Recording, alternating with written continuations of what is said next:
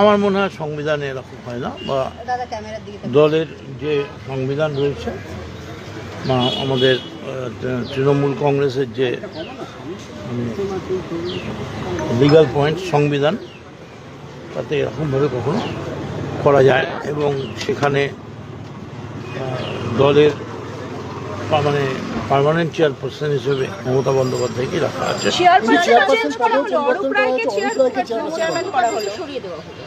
সেটাই বলছি, হয় না। এগুলো যখন কোনো দলে বিদ্রোহ হয়, কোনো রকম দলের মধ্যে নানা রকম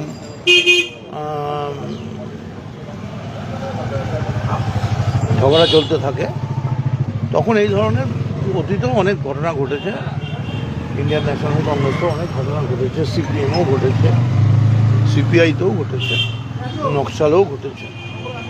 মানে কিছু লোক তারা এরকম করার চেষ্টা করছে, কিন্তু আমার ধারণা যে আলটিমেটলি বাংলার মানুষ যে 2,60,00,000 ভোট দিয়েছে, এটা মমতা বন্দ্যোপাধ্যায়ের মুখটা দেখেই ভোট দিয়েছে। সেটা যে মদনদা, আজকে আমরা দেখলাম যে তৃণমূল কংগ্রেসের যে লোগো, সেই লোগো অল ইন্ডিয়া তৃণমূল কংগ্রেসের ব্যানার, এই দুটোই ব্যবহার করা হলো ঋতব্রত বন্দ্যোপাধ্যায়ের।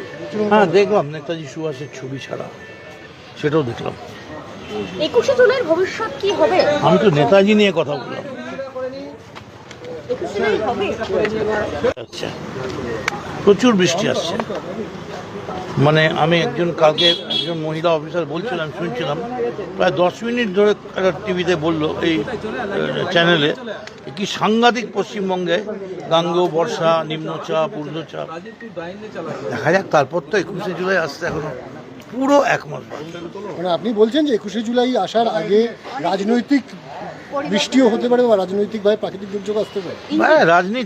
রাজনৈতিক দল হচ্ছে একটা খরস্রোতা নদীর মতো, বহু করে বয়ে যাচ্ছে।